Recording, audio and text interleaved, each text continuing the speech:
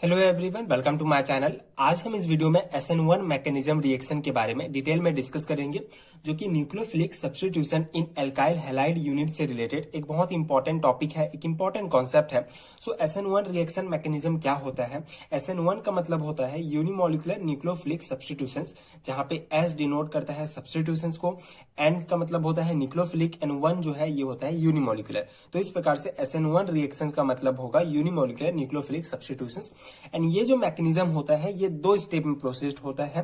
तो पहला स्टेप है इसका, the first step involves slow heterolytic cleavage of CX bond leading to the formation of carbocation. Okay, so SN1 reaction mechanism दो step में complete होता है। पहले स्टेप में क्या होगा कि यहाँ पे स्लो हेटेरोलाइटिक क्लीवेज होता है CX बॉन्ड का, और ये जो CX बॉन्ड होता है इसमें हेटेरोलाइटिक क्लीवेज मतलब यहाँ पे दो इलेक्ट्रॉन से मिलकर जो है ये हमारा बॉन्ड बना है। तो यहाँ पे हेटेरोलाइटिक क्लीवेज होगा तो एक इलेक्ट्रॉन यहां जाएगा, एक इलेक्ट्रॉन यहां पे जाएगा, तो यहां पे जो है कार्बोकेटाइन का फॉर्मेशन हो जाएगा C के पास। ठीक है, CX या फिर RX आप बोल सकते हैं, यहाँ पे जो हमारा एल्काइल हैलाइड होता है। सो यहाँ पे जो है कार्बोकेटाइन का फॉर्मेशन हुआ, ये बॉन्ड का हेटेरोलाइटिक क्लीवेज हुआ एंड कार्बोकेटाइन का फॉर्मेशन हुआ। यहाँ पे आप देख सकते हैं ये एल्काइल हैलाइड है।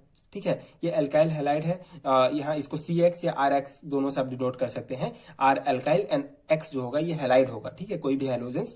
तो पहला स्टेप स्लो स्टेप होता है जहां कार्बोकेटाइन का फॉर्मेशन होता है एंड हैलाइड आयन जो है ये अलग हो जाता है। कार्बोकेटाइन मतलब यहाँ पे जो एल्किल होगा, यहाँ एल्किल होगा, यहाँ पे जो है हमारा पॉजिटिव चार्ज आ जाएगा, मतलब कार्बोकेटाइन का फॉर्मेशन हुआ। ठीक है, तो फर्स्ट स्टेप में आपको क्या याद रखना है कि RX बॉन्ड या CX बॉन्ड किसी से भी आप डिनोट कर सकते हैं, यहाँ पे कंफ्यूज नहीं होना है। सो RX बॉन्ड के बीच हेटेरोलाइटिक क्लीवेज होगा एंड कार्बोकेटाइन का फॉर्मेशन होगा। अब सेकंड स्टेप में क्या होगा कि the second step involves rapid addition of nucleophile to the carbocation. ठीक है, अब ये न्यूक्लियोफाइल क्या होता है? न्यूक्लियोफाइल बेसिकली ये OH जो है ये एक प्रकार का न्यूक्लियोफाइल है। तो सेकंड स्टेप में क्या होगा, जो कार्बोकेटाइन बना हुआ है ये अपना ऑक्टेट कंप्लीट करने के लिए, ठीक है, कार्बोकेटाइन जो बना हुआ है ये अपना ऑक्टेट कंप्लीट करने के लिए न्यूक्लियोफाइल पर लगातार अटैक करते जाएगा, जिससे यहाँ पे न्यूक्लियोफाइल से अटैक करेगा ये एल्काइल ग्रुप एंड यहाँ पे हमारा प्रोडक्ट का फॉर्मेशन होगा। ठीक है, मेनली जो ये हमारा न्यूक्लियोफिलिक सब्स्टिट्यूशन रिएक्शंस होते हैं ये दो टाइप के होते हैं, SN1 reaction and SN2 reactions. तो आज हम SN1 रिएक्शन डिस्कस कर रहे हैं। तो ये जो न्यूक्लियोफिलिक सब्स्टिट्यूशन रिएक्शंस होते हैं इसमें मेन प्रोडक्ट हमको अल्कोहल प्राप्त होता है। ठीक है, अल्कोहल बनाने के लिए बेसिकली हम एल्काइल हैलाइड्स का हाइड्रोलाइसिस करते हैं, तो हमको एल्काइल प्राप्त होता है। तो इसके अंतर्गत दो रिएक्शंस हैं, SN1 mechanism and SN2 mechanism. तो SN1 हम यहाँ पे डिस्कस कर रहे हैं। तो SN1 दो स्टेप में कंप्लीट होते हैं। पहला स्टेप में कार्बोकेटाइन का फॉर्मेशन होगा हेटेरोलाइटिक क्लीवेज के द्वारा। सेकेंड स्टेप में हमारा जो है ये एडिशन होगा न्यूक्लियोफाइल का एल्काइल ग्रुप से। ठीक है, एंड अल्कोहल प्राप्त होगा फाइनल प्रोडक्ट हमको। ठीक है, एंड सेकेंड स्टेप जो है ये फास्ट रिएक्शंस होता है। अब इसके एक्सप्लेनेशंस देख सकते हैं।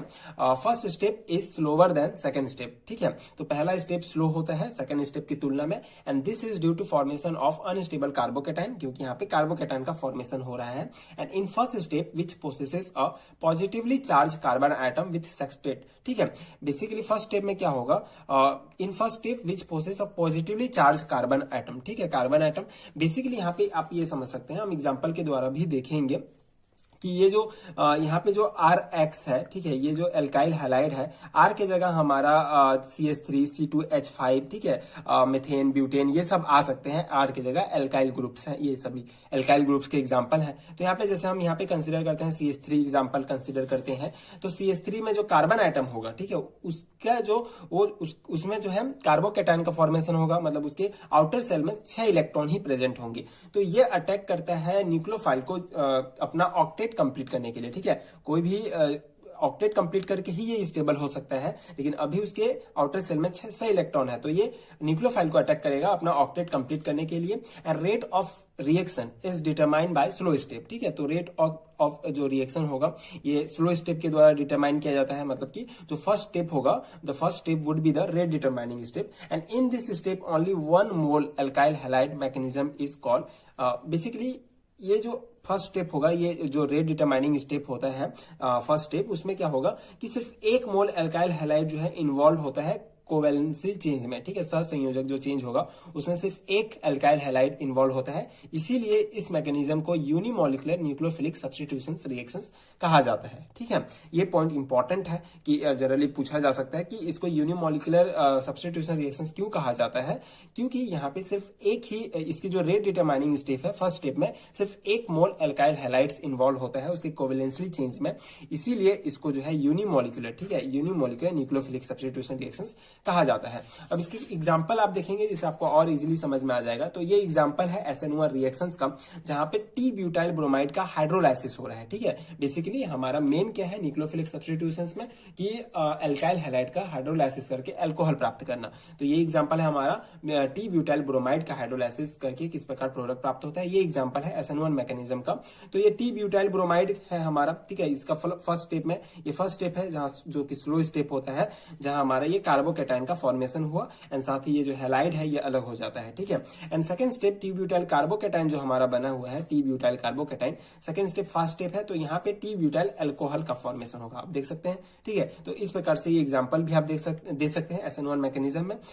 ये हमारा T butyl bromide first step में कार्बोकैटायन का फॉर्मेशन, सेकंड स्टेप में अल्कोहल हमारा प्रोडक्ट बन गया। ठीक है, कार्बोकैटायन किसी भी न्यूक्लियोफाइल से जो है मतलब किसी भी न्यूक्लियोफाइल के साथ रिएक्ट करके प्रोडक्ट बनाएगा। यहाँ पे ये जो कार्बन एटम होता है ये बेसिकली क्या करेगा, अपना ऑक्टेट कंप्लीट करने के लिए किसी भी न्यूक्लियोफाइल पर अटैक करेगा एंड इस प्रकार से हमारा ये पूरा प्रोसेस होगा, 2 स्टेप में कंप्लीट होगा SN1 reaction mechanism and final हमको अल्कोहल प्राप्त होगा। ठीक है, सो मेन क्या है SN1 mechanism and SN2 mechanism का मेन फाइनल प्रोडक्ट हमारा अल्कोहल प्राप्त होता है, जो आपको ध्यान रखना है। तो ये था SN1 रिएक्शन मैकेनिज्म का डिटेल एक्सप्लेनेशन, 2 इंपॉर्टेंट स्टेप हमने डिस्कस किया, इसका एग्जाम्पल हमने देखा एंड इसका जो बेसिक जितना भी इंपॉर्टेंस है सेमेस्टर एग्जामिनेशन के लिए और जनरली BSc लेवल के एग्जामिनेशन के लिए बहुत इंपॉर्टेंट टॉपिक है, पूछा जाता है 2 मार्क्स एंड 3 मार्क्स में, लॉन्ग टाइप क्वेश्चन में भी पूछे जाते हैं that what is SN1 mechanism के बारे में।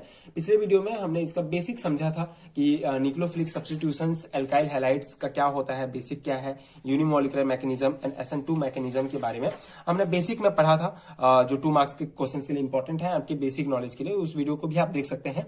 यहाँ पे हमने डिटेल में डिस्कस किया कि पूरा मैकेनिज्म क्या होता है, इसका मेन पॉइंट्स क्या है, किस प्रकार से ऑक्टेट कंप्लीट करता है जो कार्बन आइटम्स होता है एंड किस प्रकार से अल्कोहल का फॉर्मेशन होता है।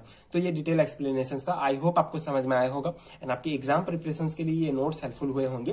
अगर आपको इसका PDF चाहिए इस डिटेल नोट्स का, जहां आपको यूनिट वाइज नोट्स मिलेंगे, तो नीचे डिस्क्रिप्शन बॉक्स में आपको लिंक मिलेगा PDF स्टोर का, जहां आप चेक कर सकते हैं, जहां आपको MSc एंड BSc लेवल के सारे हैंड नोट्स मिलेंगे जो आपके थ्योरी एग्जामिनेशन के लिए बहुत हेल्पफुल होंगे। अब जनरली PDF लेके आप यहां से याद कर सकते हैं। आई एम 100% श्योर कि ये PDF आपकी एग्जाम प्रिपरेशन के लिए बहुत हेल्पफुल होंगे, क्योंकि ये generally BSc and MSc level के सिलेबस के अकॉर्डिंग ही बनाया गया है, कंप्लीट है रिटर्न नोट्स है। So if you find helpful so please check out this PDF store and अगर वीडियो हेल्पफुल रहा होगा तो आगे की वीडियोस देखने के लिए प्लीज चैनल के साथ जुड़े रहिए, प्लीज सपोर्ट कीजिए, like share and subscribe to my channel and thank you so much for watching.